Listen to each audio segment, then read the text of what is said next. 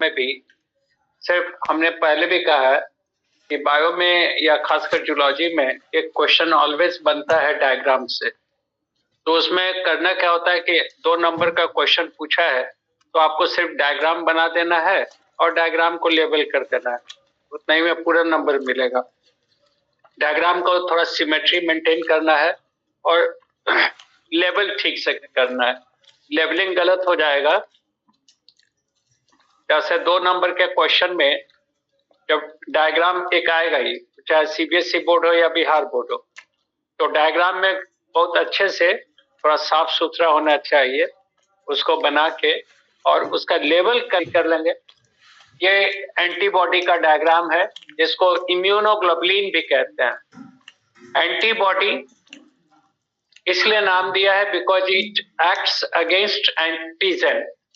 ये एंटीजन के खिलाफ काम करता है, इसलिए इसका नाम देते हैं एंटीबॉडी। और ये बना होता है ग्लोबुलिन प्रोटीन का। It is made up of globulin protein and it is the part of immune system. ये इम्यून सिस्टम या प्रतिरोधक शक्ति का हिस्सा है और ग्लोबुलिन प्रोटीन का बना है, इसलिए एक नाम देते हैं इम्यूनोग्लोबुलिन। शॉर्ट में लिखते हैं आईजी। वो इम्यूनोग्लोबुलिन को शॉर्ट में लिखेंगे आईजी। तो 2 नाम है, antibody because it is produced against an antigen, और immunoglobulin because it is globulin protein and it is the part of immune system. तो एंटीबॉडी या इम्यूनोग्लोबुलिन जो भी है एक ही चीज है, वो ग्लोबुलिन प्रोटीन का बना हुआ है। तो it is fork shaped. Fork यानी चिमटे के जैसा स्ट्रक्चर होता है, जैसा चिमटा वगैरह होता है पकड़ने चिमटी, वैसा ही स्ट्रक्चर है। या आप कह सकते हैं y shape, English letter y के जैसा है। आप यहाँ डायग्राम देखिए, ये वाई शेप्ड स्ट्रक्चर है। ये एंटीबॉडी का डायग्राम है। एंटीबॉडी में 2 तरह के चेन है। Antibodies are made up of 2 types of chains, light chain and heavy chain. 2 तरह का चेन है, light chain and heavy chain. यहाँ पे आप देखिए, ये ग्रीन कलर से जो बनाया है ये light chain, L for light, और ये जो ब्लैक कलर से है ये heavy chain, H for heavy. तो ये लाइट चेन है ग्रीन वाला और ये हेवी चेन है। तो 2 चेन का बना होता है। अब लाइट चेन जो है उसको लाइट चेन नाम ही इसलिए दिया गया है बिकॉज इसका मॉलिक्यूलर वेट होता है 23,000। मॉलिक्यूलर वेट इज 23,000, इसलिए नाम दिया गया है इसका लाइट चेन। और हेवी चेन का मॉलिक्यूलर वेट होता है 53,000 to 75,000। 1 minute 10।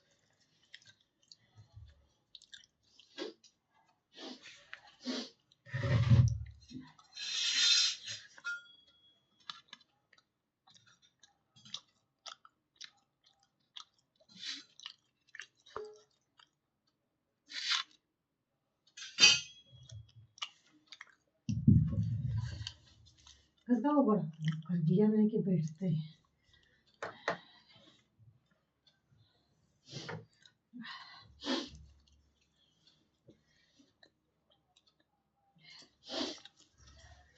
So antibodies or immunoglobulins are made up of 2 types of chains, L for light and H for heavy. Light chain and heavy chain. ये light chain है green colour वाला, इसका molecular weight होता है 23,000, 23,000, इसलिए इसको light chain कहते हैं। और हेवी चेन दिस वन, इसका मॉलिक्यूलर वेट होता है 53,000 to 75,000। And both light and heavy chains are connected together by sulphide bond. ये एक दूसरे से कनेक्टेड होता है ये सल्फाइड बॉन्ड से। ये लाइट चेन, ये heavy chain, both are connected together by sulphide bond. उसके अलावा हेवी चेन भी कनेक्टेड होता है ये सल्फाइड बॉन्ड से। तो ये पूरा स्ट्रक्चर है। अब इंपॉर्टेंट चीज है कि लाइट चेन और हेवी चेन दोनों में 2 रीजन है, वेरिएबल एंड कांस्टेंट। कोई भी एंटीबॉडी जब एंटीजन से अटैच होता है तो उस समय उसको कुछ एडजस्टमेंट परफॉर्म करना होता है। सर सामने से लाइट रिफ्लेक्ट करता है, सर सामने से बोर्ड पे लाइट रिफ्लेक्ट होता है तो सर दिखाई नहीं पड़ता है। अच्छा ठीक है, कोई डायग्राम तो ऐसा है नहीं।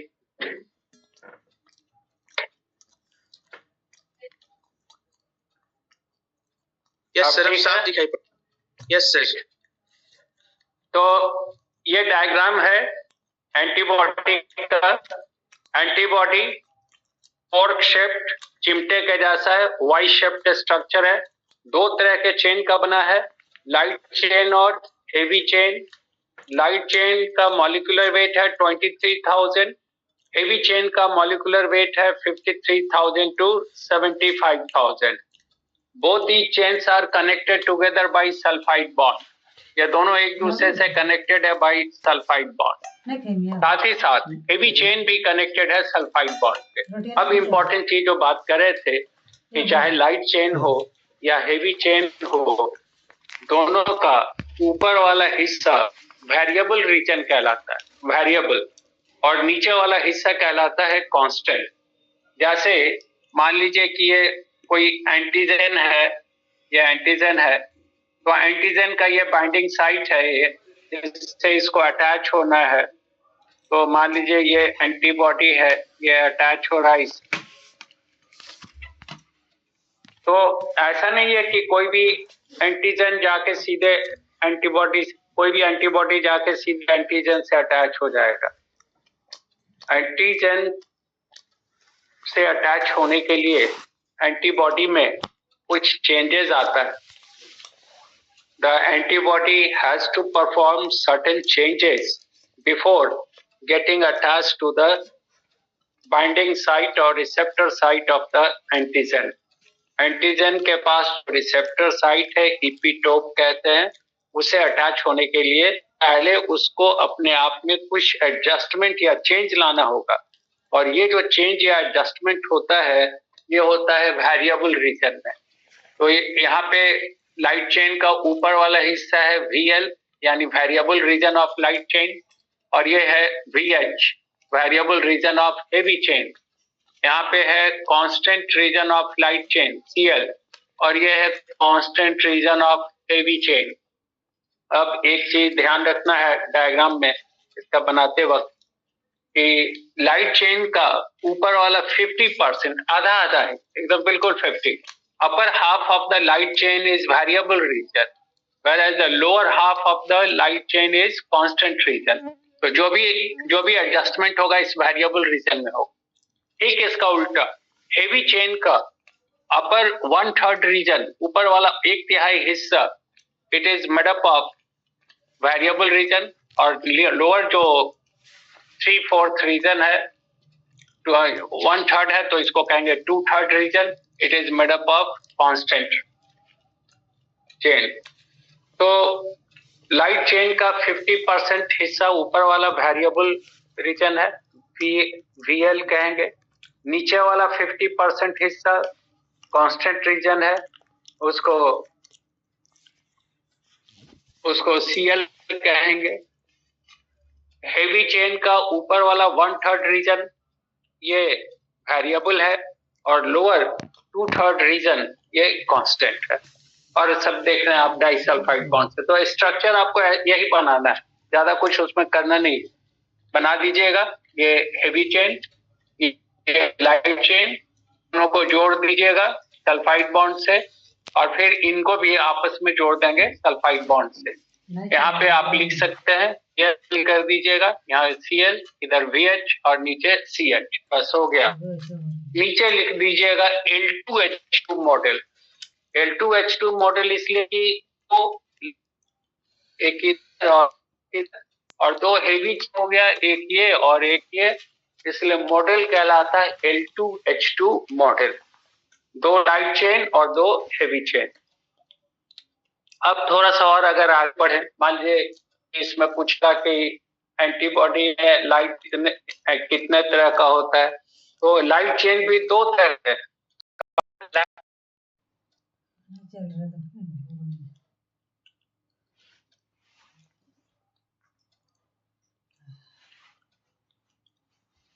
अच्छा तो नहीं, हाँ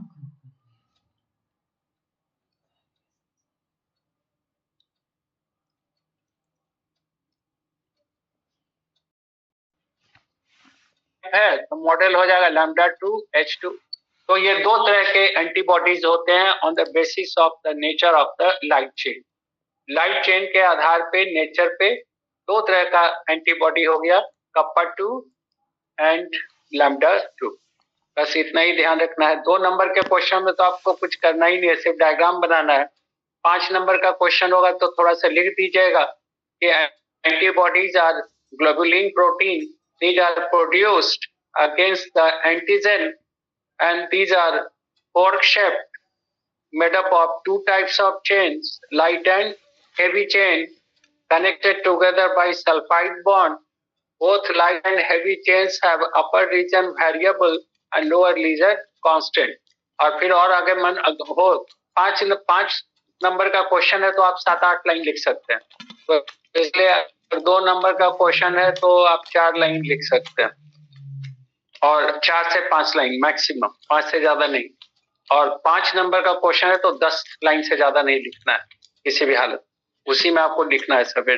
तो मान लीजिए कि इसमें और अगर लिखना हो 5 नंबर में तो आप लिख सकते हैं कि लाइट चेन भी 2 तरह का होता है, कप्पा टाइप और लैम्डा टाइप। अगर कप्पा टाइप है तो K2H2, लैम्डा टाइप है तो λ2H2। तो यही हो गया। अब दूसरा जो हम लोगों ने क्वेश्चन दिया था उसमें पूछा है कि एलर्जी। तो allergy it is also called hyper sensitivity. 2 number में लिखना है तो कितना लिखिएगा? तो आप लिखिएगा कि allergy is hyper sensitivity of immune system. यानी इम्यून सिस्टम जब जरूरत से ज्यादा सेंसिटिव हो जाए, जरूरत से ज्यादा रिएक्शन शो करने लगे तो इट इज कॉल्ड एलर्जी। अब जैसे बॉडी, हम लोगों का बॉडी का इम्यून सिस्टम है तो हर दिन बॉडी के ऊपर छोटा मोटा हर समय सैकड़ों हजारों बैक्टीरिया वायरस अटैक करता रहता है। तो इम्यून सिस्टम उसको देखता भी नहीं, उसकी ओर नजर भी नहीं देता है, यानी उसके लिए कोई रिस्पॉन्स नहीं देता है, बिकॉज वो इतना कमजोर है बैक्टीरिया वायरस कि बॉडी को उससे कोई नुकसान नहीं होना है। तो अगर उसको इग्नोर कर देता है या अगर रिस्पॉन्स देगा भी तो बहुत मामूली रिस्पॉन्स देगा, उतना ही रिस्पॉन्स देगा जितना जरूरी है। लेकिन अगर कोई बहुत वीक एंटीजन, कोई बहुत वीक बैक्टीरिया या वायरस जो बहुत कमजोर है, जिस कोई नुकसान नहीं होना है, लेकिन अगर वो बॉडी के अंदर आया और जरूरत से ज्यादा एंटीबॉडी बना दिया, और ध्यान रखिएगा एलर्जी कब होता है तो उसमें IgE टाइप होता है। IgE सीवियर एलर्जी में इम्यूनोग्लोबुलिन ई टाइप बनता है। तो IgE का निर्माण होता है, जरूरत से ज्यादा IgE बन जाता है और इम्यूनोग्लोबुलिन ई जाके अटैच हो जाता है to the surface of mast cell. Mast cell के सरफेस से अटैच हो जाएगा। मान लीजिए कि यहाँ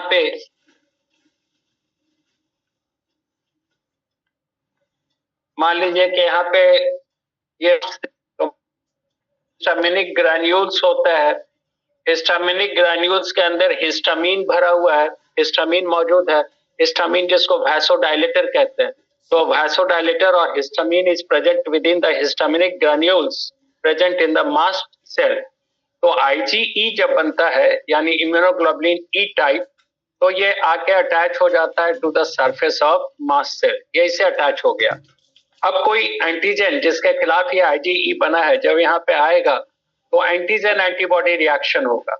नतीजा होगा कि ये मेम्ब्रेन, मास्ट सेल का मेम्ब्रेन टूटेगा, और टूटेगा तो इसे कैल्शियम आयन अंदर आएगा। कैल्शियम आयन के प्रेजेंस में ये हिस्टामिन का न्यूज चिपक जाएगा एक दूसरे से और रिलीज कर देगा काफी ज्यादा हिस्टामिन।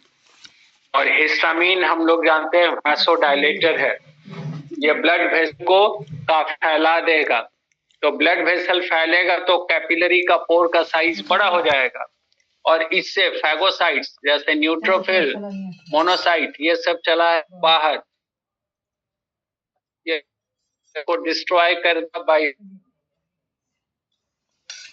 पे पूरा एरिया में सूजन हो जाएगा, स्वेलिंग हो जाएगा। सूजन होगा जिसको हम लोग कहते हैं ट्यूमर यानी इन्फ्लामेशन। इन्फ्लामेशन हो गया तो दर्द कॉल डोलोर। साथ ही साथ चूंकि यहाँ पे फैगोसाइटिक एक्टिविटी ज्यादा है तो टेम्परेचर भी ज्यादा रहता है, तो इट इज कॉल्ड कैलोर। और साथ ही साथ इसके अंदर ब्लड वेसल चूंकि फैल गया है तो काफी ज्यादा ब्लड इकट्ठा होता है इसमें, तो ये एरिया रेड हो जाता है, तो इसको कहते हैं र्यूबर। तो एलर्जी का जो कैरेक्टर पूछा है, तो एलर्जी में 4 इंपॉर्टेंट कैरेक्टर है। जहां भी एलर्जी होगा बॉडी के किसी पार्ट में, स्किन हो या बॉडी का कोई अंदर का ऑर्गन हो, जहां भी एलर्जी होगा वहां काफी ज्यादा स्वेलिंग हो जाएगा।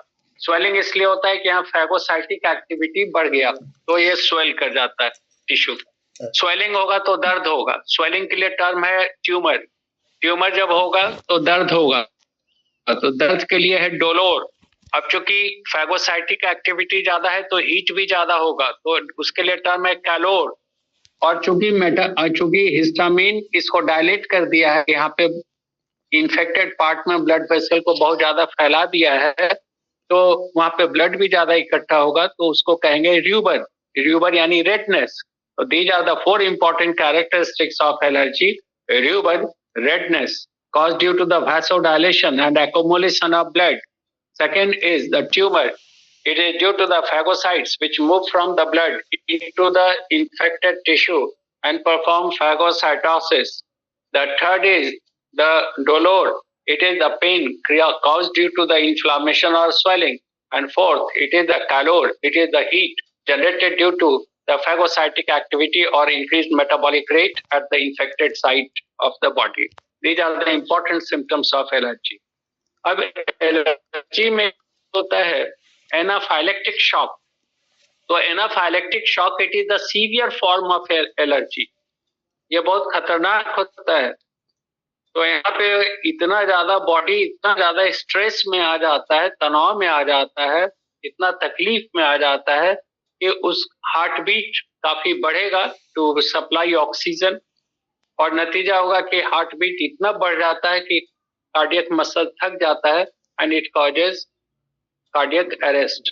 हार्ट बीट बंद हो जाता है, person dies. It is the anaphylactic shock. तो क्वेश्चन एलर्जी में अगर पूछ दिया एनाफाइलेक्टिक शॉक, मान लिया ही 2 नंबर का ही आ गया कि एनाफाइलेक्टिक शॉक, तो लिखेंगे it is the severe form of allergy in which the body faces crisis, या कह सकते हैं it is in severe discomfort.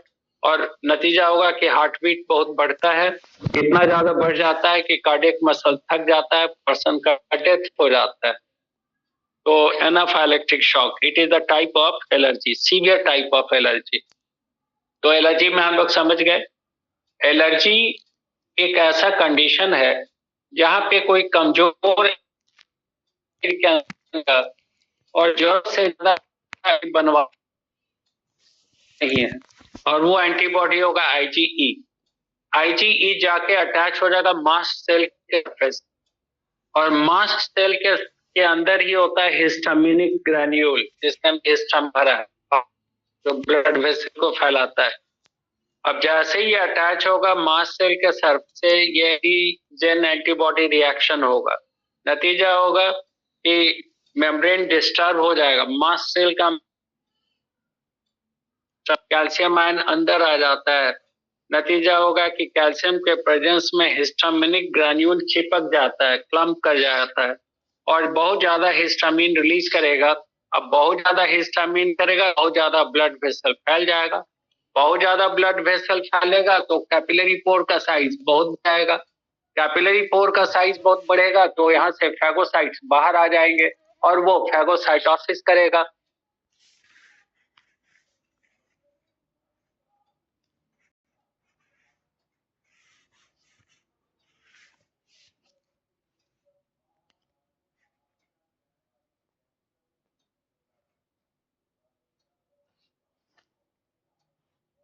डोलोर and calor, these are the 4 important types of allergy. Allergy का में पूछेगा कौन सा एंटीबॉडी बनता है, तो ध्यान रखिएगा आईजीई। और सबसे खतरनाक एलर्जी कौन है, तो एनाफाइलेक्टिक शॉक। जिसमें हार्ट बीट बंद हो जाता है, डेथ होने का चांस है। तो एलर्जी जब हो तो बॉडी को एकदम बिल्कुल रेस्ट में रखना चाहिए और एंटी एलर्जन लेते हैं जो एंटी हिस्टामिनिक भी हो सकता है। एंटी एलर्जन करेगा क्या? फैगोसाइटिक एक्टिविटी को रोकेगा, एंटीबॉडी के फॉर्मेशन को रोकेगा, एंटीजन एंटीबॉडी रिएक्शन को रोक, इम्यूनिटी थोड़ा सप्रेस, इसलिए इम्यूनो सप्रेसेंट का इस्तेमाल करें या एंटी एलर्जन का इस्तेमाल करते हैं। हिस्टामिनिक ड्रग लेते हैं जो हिस्टामिन एक्शन को, डायलेशन को कम करेगा, तो अपने आप धीरे धीरे रेस्ट मिलेगा। तो दो प्रॉब्लम तो देखा, एक तो एंटी स्ट्रक्चर वाई शेप दो का है, लाइट चेन हेवी चेन दोनों कनेक्टेड है बाई डाइसल्फाइड।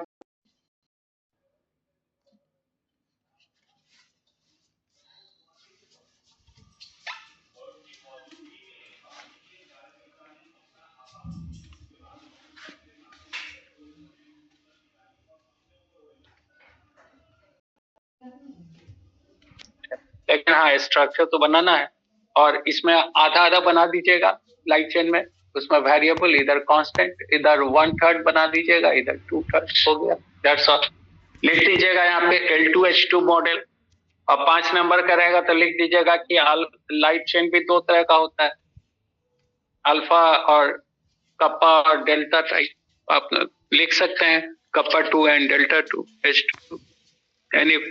आइए भी एलर्जी हो गया। अब तीसरा क्वेश्चन जो दिया है वो है कि बी सेल और टी सेल, बी लिम्फोसाइट और टी लिम्फोसाइट का डेवलपमेंट कैसे होता है। तो याद होगा हम लोगों ने पढ़ा भी था, बी सेल का फॉर्मेशन होता है लिम्फ नोड्स में और लिम्फेटिक ऑर्गन्स में, और टी सेल का फॉर्मेशन होता है ओनली थाइमस में। टी फॉर आता है थाइमस और बी फॉर बर्सा फैब्रिसियस। बर्सा फैब्रिसियस हम लोगों ने कहा था it is the lymph node present in the cloaca of birds. Bird के क्लोएका में एक खास तरह का नोड होता है, लिम्फ नोड होता है, जिसको बर्सा फैब्रिसियस कहते हैं। और उसी बर्सा फैब्रिसियस में पहली बार बी सेल को स्टडी किया गया।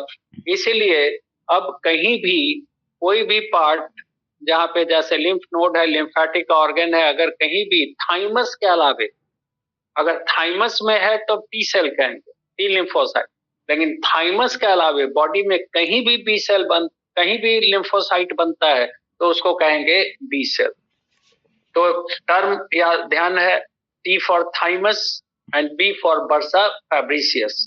थाइमस के अलावे कहीं भी हो तो it is B cell. T cell perform cell mediated immunity. Cell mediated immunity कहने का मतलब है कि टी सेल मदद करता है बी सेल को प्रोड्यूस एंटीबॉडी, और B cell perform humoral immunity, HI कहते हैं, यानी एंटीबॉडी बनाने का काम बी सेल का है। एंटीबॉडी बनाता है बी सेल, और एंटीबॉडी बनाने के लिए ग्लोबुलिन प्रोटीन चाहिए, गामा ग्लोबुलिन। गामा ग्लोबुलिन का सिंथेसिस होता है प्लाज्मा सेल्स, एरियोलर टिश्यू का।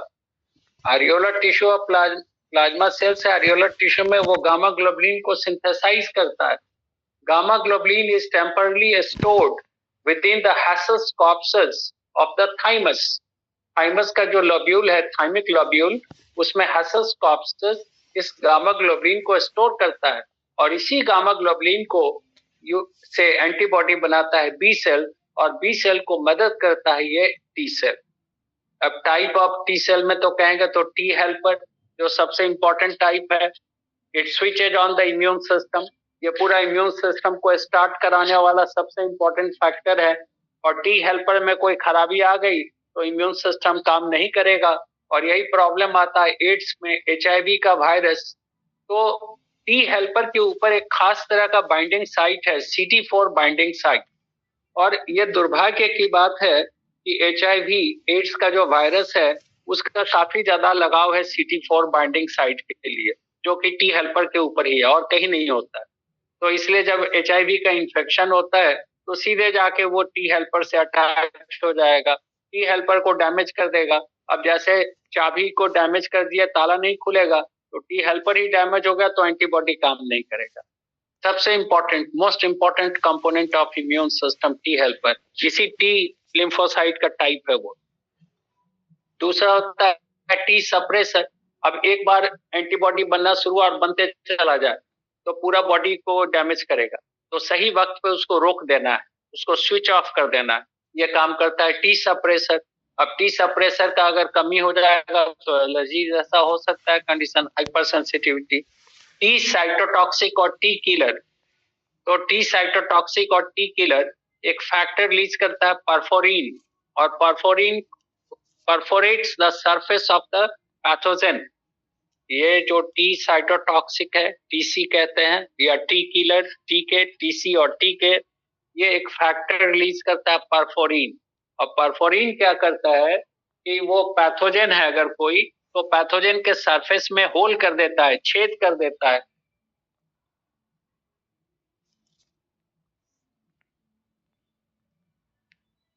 तो चूंकि ये डेथ कॉज कर रहा है पैथोजन का, इसलिए इसको टी किलर भी कहते हैं या टी साइटोटॉक्सिक। और उसके बाद टीडी, टीडी कहने का मतलब है टी डिलेड हाइपर सेंसिटिविटी, जो डिले टाइप का एलर्जी होता है उसमें ये एक्टिव होता है टीडी। और फाइनली टीएम, मेमोरी सेल, तो एक बताया भी था मेमोरी सेल दोनों में होता है, टी सेल और बी सेल। मेमोरी सेल का काम यही है कि पहली बार जब इन्फेक्शन होता है तो हम लोग के इम्यून सिस्टम को कुछ पता नहीं है कि क्या हो रहा है, तो मेमोरी सेल जो होगा वो उसको पहले पहचान लेगा उस पैथोजन को। अब दूसरी बार जब फिर वो अटैक करेगा तो पहले से बॉडी को तैयार रखेगा। जैसे आप कहीं पे जा रहे हैं, कोई आप पर अचानक हमला कर दिया, तो आप तो जाने नहीं कि कौन है, लेकिन अब दूसरी बार उसको पहचान गए तो दूर से ही वो दिखेगा तो पहले से सावधान रहेंगे। तो बॉडी का जो मेमोरी सेल है वो रिकॉग्नाइज कर लेता है, पहचान लेता है कि यही पैथोजन है। अब दूसरी बार जैसे ही आएगा बॉडी का इम्यून सिस्टम को तुरंत एक्टिवेट कर देगा और उसका सामना करेगा। तो ये हो गया, टाइप भी बता दिया आपको। तो वहां पूछेगा 2 नंबर में तो इतने लिखना है, T cells are produced within the thymus during the third trimester यानी थर्ड मंथ ऑफ, सॉरी, जैसे 9 मंथ और 10 डेज का प्रेगनेंसी होता है, 9 महीना 10 दिन का, तो उसको 3-3 महीने का एक भाग हो गया तो ट्राइमेस्टर। तो थर्ड ट्राइमेस्टर कहने का मतलब है 7वें महीने से फॉर्मेशन स्टार्ट होता है टी हेल्पर का। फीटस के थाइमस में, जो फीटस बच्चा डेवलप हो रहा है उसके थाइमस ग्लैंड में पहली बार टी हेल्पर का फॉर्मेशन हो रहा है during the third trimester of pregnancy. और अर्ली चाइल्डहुड में ये बनता रहता है, लेकिन बाद में टी हेल्पर का डिफरेंशिएशन बंद हो जाता है। इसलिए अगर किसी कारण से अर्ली चाइल्डहुड में जो नवजात शिशु है उस बच्चे में थाइमस ग्लैंड को डैमेज कर देंगे तो पूरा का पूरा लॉस ऑफ इम्यूनिटी, क्योंकि टी सेल उसमें डिफरेंशिएट ही नहीं हुआ। तो differentiation of T cell occurs in thymus, it starts in the third trimester and continues in the early childhood। और बी सेल का फॉर्मेशन होता है लीवर में ड्यूरिंग द सेकेंड ट्राइमेस्टर, यानी चौथे महीने से छठे महीने तक प्रेगनेंसी के समय में फीटस के लीवर में पहली बार बी सेल का निर्माण होता है। और थर्ड ट्राइमेस्टर में यानी 7वें महीने में इसका निर्माण शुरू हो जाता है bone marrow, lymph nodes, lymphatic organs, tonsils, gut associated lymphoid tissue, GALT कहते हैं, गट एसोसिएटेड लिम्फोइड टिश्यू, याद होगा पेयर्स पैचेज पढ़ाया था, lymph node present in the lacteals. तो bone marrow, tonsils, lymph nodes, lymphatic organs, then Peyer's patches जिसको GALT कहते हैं, इन सब में निर्माण शुरू हो जाता है थर्ड ट्राइमेस्टर से and it continues after parturition till death. यानी बी सेल का डिफरेंशिएशन लाइफ लॉन्ग होता रहता है और टी सेल का जो डिफरेंशिएशन होना है वो अर्ली चाइल्डहुड में। तो इतना काफी है, इतना ही लिख देना है कि B cells perform cell mediated immunity, these are produced during the second trimester in liver and during the third trimester in bone marrow, lymph node, lymphatic organ, tonsils, Pear's patches, etc., and continues throughout the life. और T cell में लिखेंगे it performs cell mediated immunity, helps the B cell in antibody formation, and its differentiation occurs in the third trimester in the thymus and also in the early childhood. तो ये हो गया complete. तो इस ऐसे ही थोड़ा सा बीच बीच में क्लास हो जाएगा आधा घंटा, तो थोड़ा आपका रिवीजन हो जाएगा, देख लीजिएगा, ध्यान है। और क्वेश्चन हमको भेजते रहिएगा तो हम डिस्कस करते रहेंगे। अभी तो नीता भेजी थी तो उसी पर हम लोग बात कर रहे हैं, फिर और भी करेंगे, 1-2 दिन में फिर भेजेंगे क्वेश्चन, फिर डिस्कस करेंगे। ठीक है, थैंक यू। और अभी 12th वाला